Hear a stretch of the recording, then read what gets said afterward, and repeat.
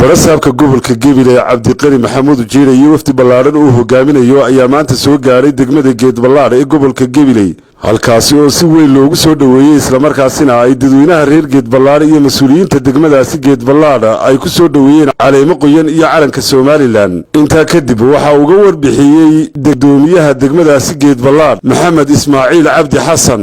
mudane gudoomiye degmadu waxay ku taalaa xuduud way deegaan ballaaran tahay inkastoo aanay magaaladeedu weynayn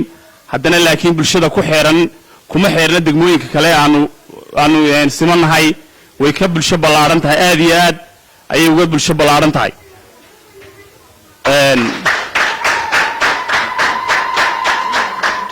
mudane gudoomiye degmadu xagga nabadgelyada gaari bilis ma laha xagga caafimaadka isbitaal ma laha ambalaas ma laha intaasba in wax laga qabto u baahan yihiin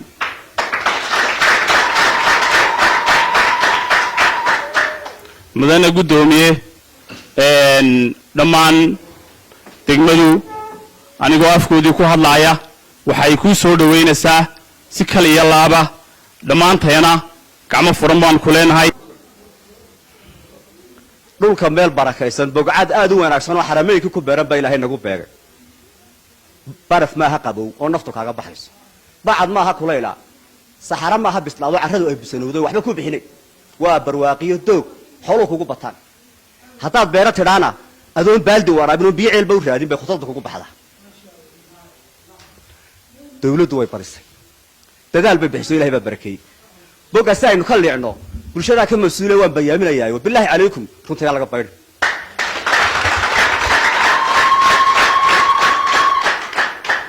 in banaadir la aado oo beesba loo hanqal taago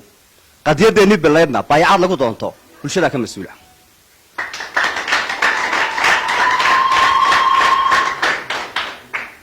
bariir la iska yimaado beledka la iska mushaaxo oo tabuuca la taago ee bartay leeyna bulshada ka mas'uul hadaad bayda u jiidana masaakiin babanayso balaaya yarinayso barkalo waxa weeyno baadiyaha iska nooliyo boqol baa dhiman doona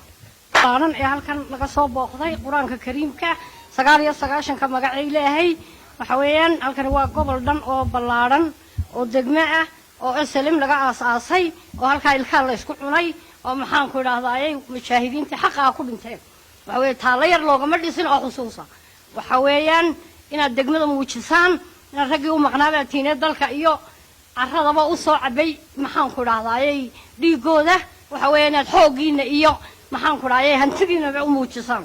sidoo kale waxa halkaasi ka hadlay qaar ka mid ah isku duwayaasha gobolka Gabiley waxana hadaladoodii ka mid ahaa wax badan oo tacaba oo wasaaradda qeyrkiin intii la soo gaarsiiyay weligeed baa la soo gaarsiin jiray maanta annagoo kormeerkii la socona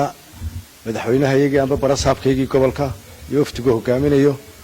sidoo kale waxaan naga qayb galiyay ka wasaarad ahaan wixii degmooyinkii kale ee gobolka ka tirsanaa aan u qaybinayno aha geedka cambaha ah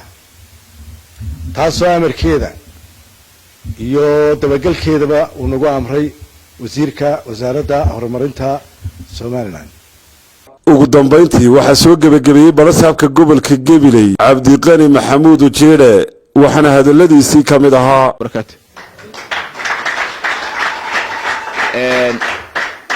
ilaahay waxaan ka barafta laba talaba tiiron ilaahayna waafajiyo waxaan isugu nimid kulay wax khayr oo de wanaag baan isugu nimid wanaag baan idin la soconay waxaan marka koowaad idinka mahad celinayaa soo dhaweyntii qiimaha badnayd ee halkan aad noogu sameyseen ee banaanka naga hor timaadeen boqolkiiba boqol baan idinka mahad celinayaa reer Geed Ballaar degmadan kulay de laga soo sheekay waa degmad taariikhi ah adduunku waa istaba socda maalinba meel bay taagan tahay Soomaaliland sidaad ogtiin taariikhiyan meel fog baa laga keenay xarumaha ku suntan meesha fog laga yimid halkan koobay ka tahay marka waana xarun abwaan oo kulay wada timo cadaad imika tiimaan u maleynaya oo laba nin oo la kiciyay labadu waa gabiyeen marka horta wax Ilaahay loogu mahadnaqo runtii annagu dawlad ahaan iyo nidaam ahaan de waa shaqadeeda xaq baan u leenahay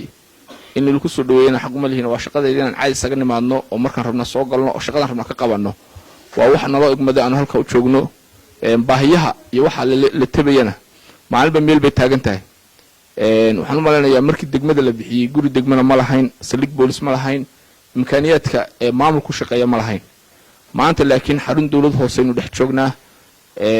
xaruntii bilayska jirta ciidankii baa idin jooga taliyihii baa idin jooga inta idinka dhimanna waa in uun runtii isdaba socoto waxaa leeyahay roomo maalin laguma dhisin wakhtigu maalin un ma yimaado laakiin maalinba wuxuun baa ku darsamaya somaliland gobol baan ka nimi anoo koona ku yaala degmooyin fara badanoo runtii gobolkaasi leeyahay qaar baan xarumo degmoba lahayn halganku isdaba socdaaye haddeer xoreynta xaggaasi jirta idinka idku soo horreysa ya waxaan u malaya mujaahidiin cusub oo aan reerihiina ahayn baa soo bixi doona somaliland ay yeelan doontaa marka dunidu waa istabataal maalinba meel ba la taagan yahay maanta soolba somalilandnimada sii socotaa waxaan rajaynayaa iyadana inay kolley dhammaystirmi doontaa haddii alla idmo safarkan barasaabka ayaa ka mid ah safarada uu ku tegayay degmooyinka kala duwan ee gobolka Gabiley safaradaasi oo ah mid isbarasho ay isbaranayaan maamulada degmooyinka kala duwan iyo baahiyaha kala duwan ee ay u baahan yihiin degmooyinka kala duwan ee gobolka Gabiley waa Cabsalaan Maxamed Bade